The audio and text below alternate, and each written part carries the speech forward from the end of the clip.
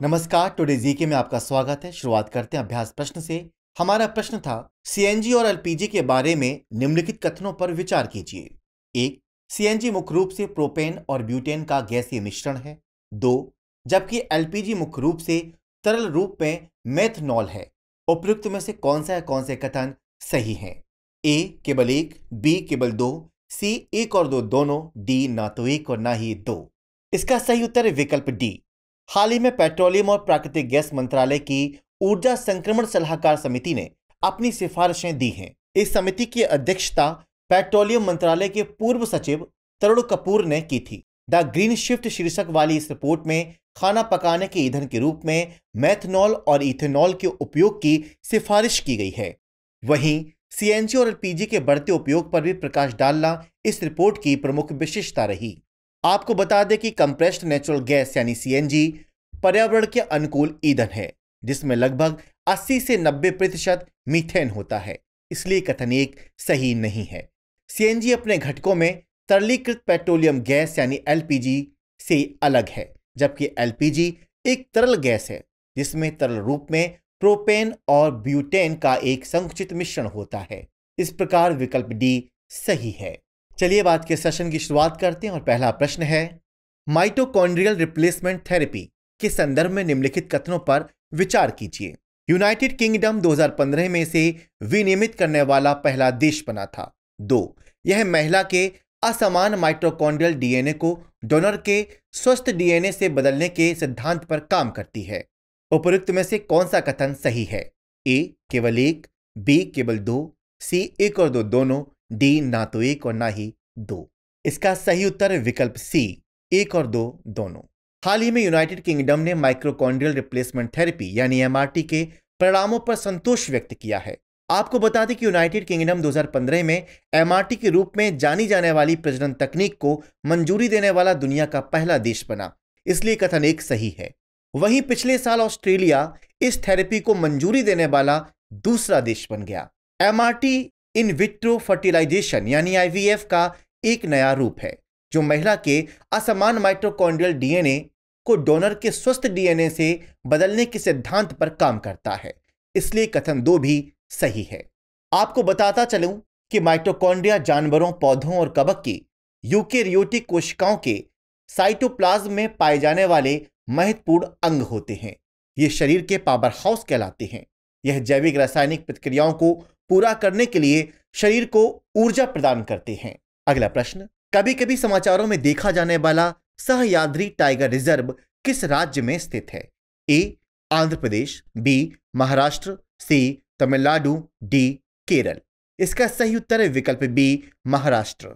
हाल ही में Sahyadri tiger reserve यानी STR water hole जनगणना की रिपोर्ट जारी की गई है। आपको बता दें कि सह्याद्री टाइगर रिजर्व महाराष्ट्र में पश्चिमी घाट के सह्याद्री रेंज में स्थित है। इसलिए विकल्प बी सही है। सह्याद्री रेंज महाराष्ट्र, कर्नाटक और गोवा के बीच एक सामान्य सीमा बनाती है। इसमें समृद्ध सदाबहार, अर्ध सदाबहार और नम पर्णपाती वन पाए जाते हैं। सह्याद्री टाइगर रिजर्व पश्चिमी महाराष्ट्र का पहला और कोयना अभ्यारण्य एवं चंदौली नेशनल पार्क के 2 संरक्षित क्षेत्रों में फैला राज्य का चौथा टाइगर रिजर्व है। अगला प्रश्न, हाल ही में समाचारों में देखे गए हैमरेड शार्क के संदर्भ में निम्नलिखित कथनों पर विचार कीजिए। 1. गहरा गोता लगाने के दौरान यह अपनी सांस रोक सकते हैं। 2. यह दुनिया भर में समुद्र तट और महाद्वीपीय समतल के साथ गर्म पानी में पाए जाते हैं। उपयुक्त में से कौन सा कथन सही है? ए केवल 1, बी केवल 2, सी 1 और 2 दोनों, या फिर डी ना तो 1 और ना ही 2। इसका सही उत्तर है विकल्प सी। हाल ही में एक अध्ययन में पाया गया कि हैमरहेड शार्क गहरा गोता लगाने के दौरान ठंडे पानी में जीवित रहने के लिए अपनी सांस रोक सकती है। इसलिए कथन 1 सही है। पीयर रिव्यूड जर्नल साइंस में प्रकाशित इस अध्ययन में पाया गया कि स्कैलप्ड हैमरहेड शार्क गहरे समुद्र में शिकार करने के लिए सतह के नीचे 2500 फीट से अधिक गोता लगाते हुए अपने शरीर के तापमान को बनाए रखने में सक्षम है। हैमरहेड शार्क एक एक्सोथर्मिक जीव है। इसका अर्थ है उनके पास अपने शरीर के तापमान को नियंत्रित करने का कोई आंतरिक तरीका नहीं होता। यह दुनिया भर में समुद्र तट और महाद्वीपीय समतल के साथ गर्म पानी में पाए जा सकते हैं। इसलिए कथन 2 सही है। ये एक शातिर शिकारी है जो शिकार खोजने के लिए अपने विषम आकार के सिर का उपयोग करते हैं। इस प्रकार विकल्प सी सही है। अगला प्रश्न, निम्नलिखित कथनों पर विचार कीजिए।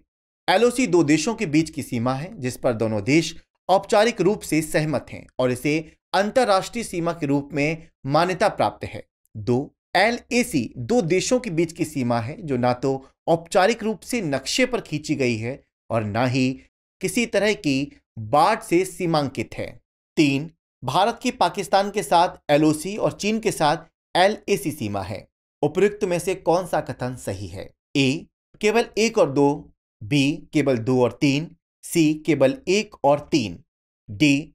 1 और 2 और 3 तीनों सही हैं। इसका सही उत्तर है विकल्प डी।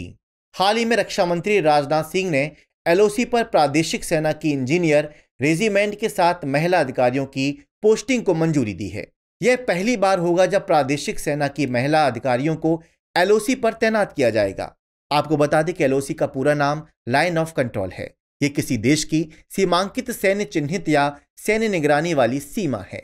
ये दो देशों के बीच की सीमा है जिस पर दोनों देश औपचारिक रूप से सहमत हैं और इसे अंतर्राष्ट्रीय सीमा के रूप में मान्यता प्राप्त है, इसलिए कथन एक सही है। जबकि एलएसी का पूरा नाम लाइन ऑफ एक्चुअल कंट्रोल है। ये दो देशों के बीच की सीमा है जो ना तो औपचारिक रूप से नक्शे पर खींची गई और ना ही किसी तरह की बाढ़ में सीमांकित है, इसलिए कथन 2 सही है।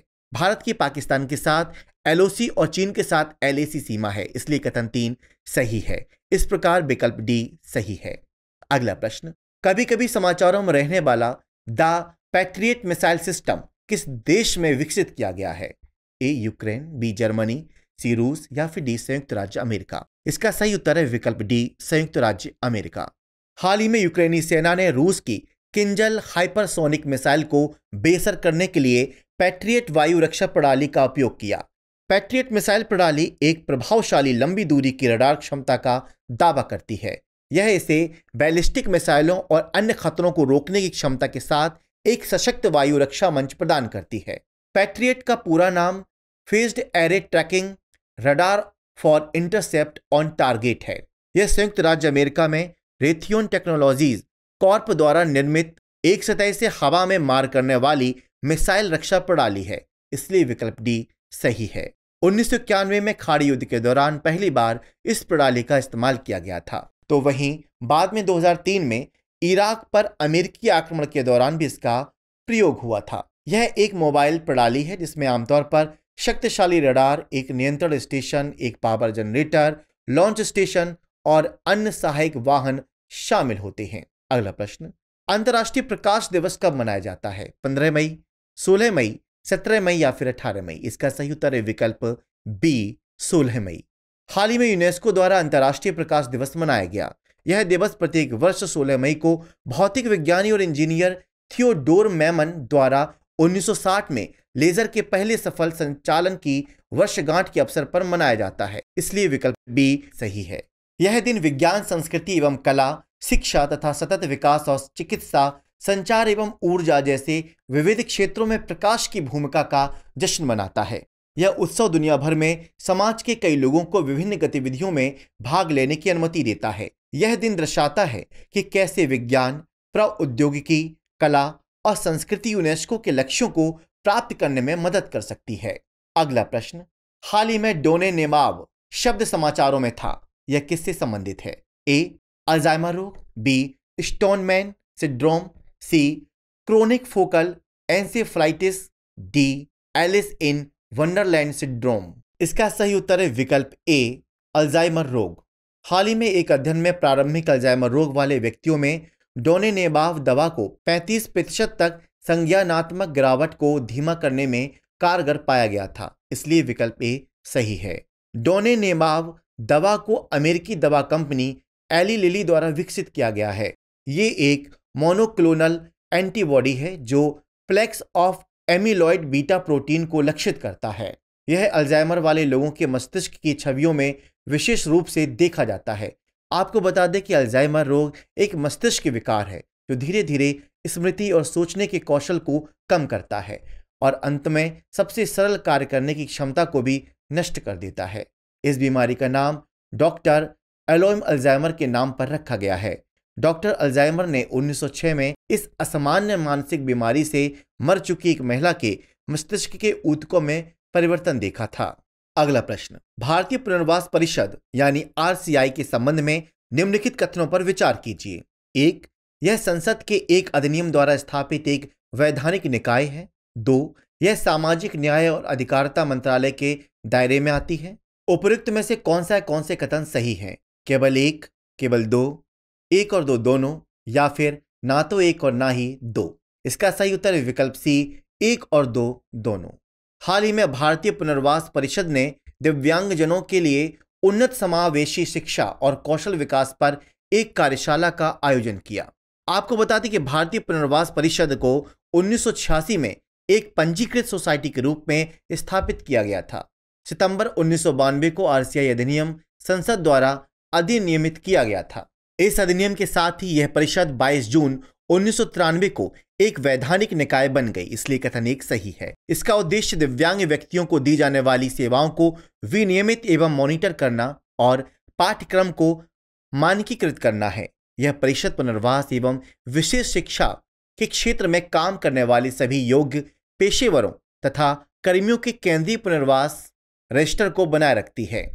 यह सामाजिक न्याय और आधिकारिता मंत्रालय के तहत दिव्यांगजन सशक्तिकरण विभाग के अधीन कार्य करती है। इस प्रकार विकल्प सी सही है, इसलिए कथन 2 सही है। इस प्रकार विकल्प सी सही है। अगला प्रश्न, हाल ही में खबरों में संचार सारथी पोर्टल किसके द्वारा लॉन्च किया गया है? ए. गृह मंत्रालय, बी. कानून और न्याय मंत्रालय, सी. सूचना और प्रसारण मंत्रालय, डी. संचार मंत्रालय।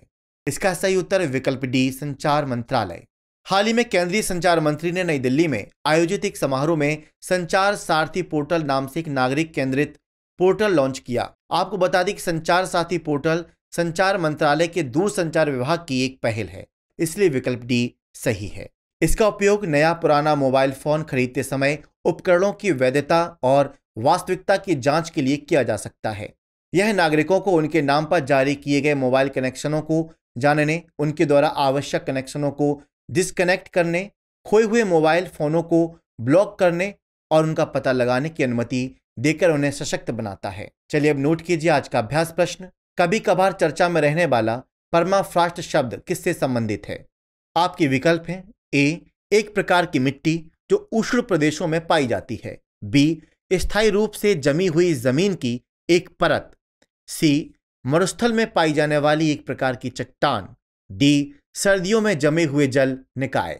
इसका सही उत्तर कमेंट्स बॉक्स में देना ना भूलें। मिलते हैं नए सेशन में, तब तक के लिए नमस्कार।